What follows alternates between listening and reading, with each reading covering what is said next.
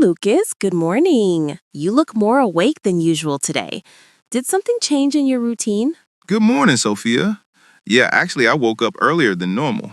Not because I wanted to, but because I almost missed my bus yesterday, and I didn't want that to happen again. Oh, I get you. Nothing is more stressful than running after a bus. So, what happened yesterday? Why did you almost miss it? Well, my alarm didn't go off. Or maybe it did, but I hit the snooze button too many times. When I finally woke up, it was already late. I had like 10 minutes to wash my face, grab something to eat, and run outside. I got to the bus stop at the exact moment the bus was leaving. Wow. And did the driver stop for you, or did you just watch it disappear? He didn't stop. I waved like a crazy person, but he just kept driving. So I had to wait for the next one, which came 20 minutes later. And of course, it was packed. That's exactly why I prefer taking the subway. Buses can be unpredictable. Some days they come on time, other days they don't, and sometimes they skip stops for no reason. The subway at least is constant. Unless there's maintenance, then everything collapses. True. I used to take the subway before, but the line near my neighborhood has been under construction for months. So now I'm stuck with buses. How's your commute these days? Mine is usually okay. I leave home around 7:30 because I like avoiding the peak rush, but today was different. The train was delayed for like 15 minutes, and when it finally arrived, it was so full that barely anyone could get in. I managed to squeeze myself inside, but it felt like I couldn't move even one finger. Oh, no, that sounds awful. I hate when that happens, especially when you're half asleep and people accidentally push you from all sides. Exactly. And the worst part was that I was standing next to a guy who was eating something, some kind of breakfast sandwich, inside the train. The smell was strong, like eggs and onions. Not what you want first thing in the morning. Eating on the subway should be illegal, at least during rush hour. Totally agree. So tell me something. What time do you usually wake up on a normal day? Around 6:45. I like having enough time to shower, prepare a simple breakfast, and check some emails or messages before leaving.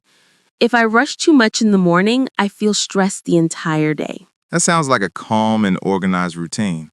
My mornings are usually chaos. I swear, I set 3 alarms, but somehow I still end up getting out of bed later than planned. Maybe you need to put your phone far from your bed. That way, you're forced to stand up to turn the alarm off. Yeah, I've thought about that, but then I'm afraid I won't hear it. Trust me, you will hear it. Maybe I'll try that.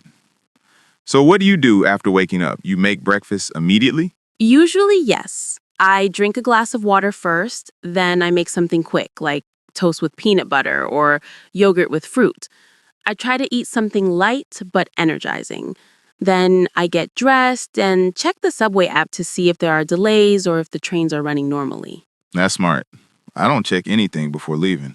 I just go out and hope for the best. Sometimes it works, sometimes it doesn't. Well, hope is not a bad strategy, but a little information can save you from surprises. You're right. I think I should start checking. Yesterday, if I had known the bus was coming late, I wouldn't have ran like a maniac. Or you would have run even faster. Maybe. So how long does it take you to get to work? Around 35 minutes, door to door. If the subway is on time and not too crowded, it's a pretty smooth ride. And I usually listen to podcasts or music, so the time passes quickly. Do you listen to English podcasts? Sometimes it depends on my mood. Some days I feel productive and listen to English or self improvement podcasts. Other days I just want music or something relaxing. Makes sense.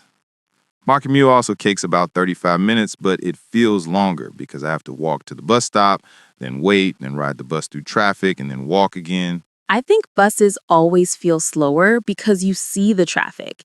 When you're underground, you don't see anything, so mentally it feels like things move faster. Exactly. Yesterday, the bus was so slow that I started counting how many traffic lights we stopped at. I think it was like 20 or more. That's painful. So, what do you do on the train while commuting, besides listening to podcasts? Sometimes I read, but only if I can get a seat. If I have to stand, I just listen to audio or scroll on my phone. What about you? I usually listen to music or watch short videos. But when the bus is too crowded, I try to avoid taking my phone out because I'm afraid someone might bump into me and drop it. Yeah, mornings on public transportation can be unpredictable. Oh, speaking of unpredictable, today something funny happened on my way here. Not bad, just funny. Really? What happened? Well, the bus driver seemed to be in an unusually good mood. Every time someone got on the bus, he said good morning really loudly and cheerfully. Some people looked confused because they weren't expecting that. Oh, wow, that's rare. Exactly. But after a few stops, everyone started smiling. It was weird, but kind of nice. I think a cheerful bus driver can make the ride feel better. Absolutely. Sometimes a little human connection changes the mood. Yeah, but unfortunately, the good mood didn't make the traffic any better. We were still moving at the speed of a turtle. Welcome to city life. By the way, how do you decide what time to leave home? You said you leave around 7:30, right? Yes, I tested different times. If I leave before 7, the train is almost empty, but I arrive too early. If I leave at 8, the train is a nightmare. 7:30 is the perfect middle. Still busy, but manageable. Nice. I need to test different times too.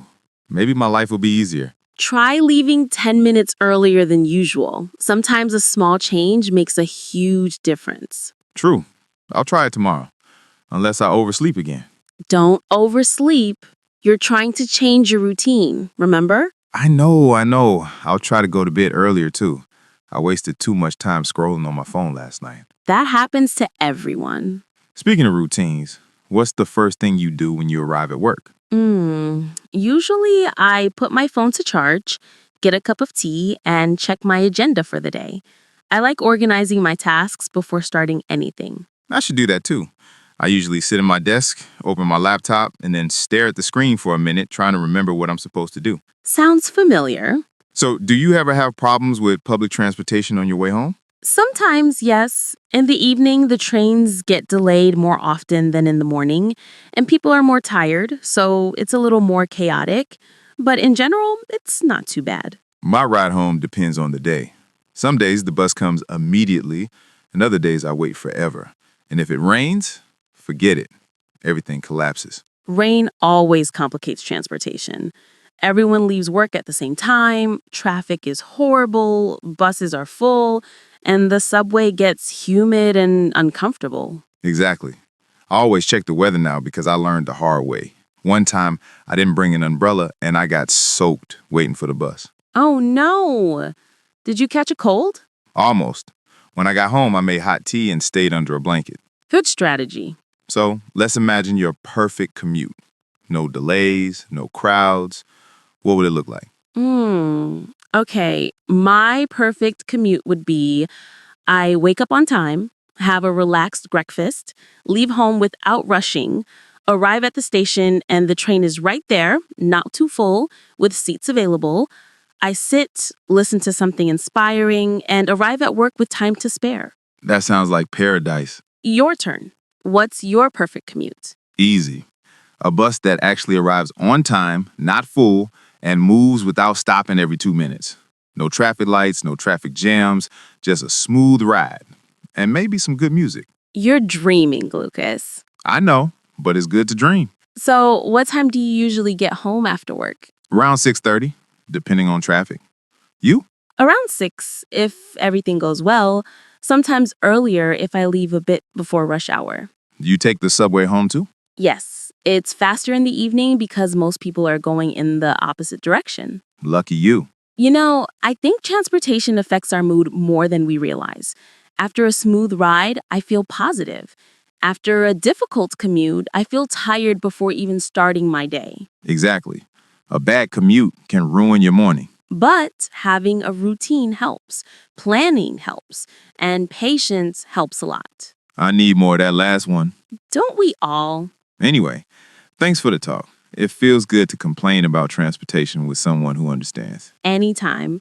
But hey, tomorrow will probably be better. Hopefully. And if not, at least we can talk about it again. Deal.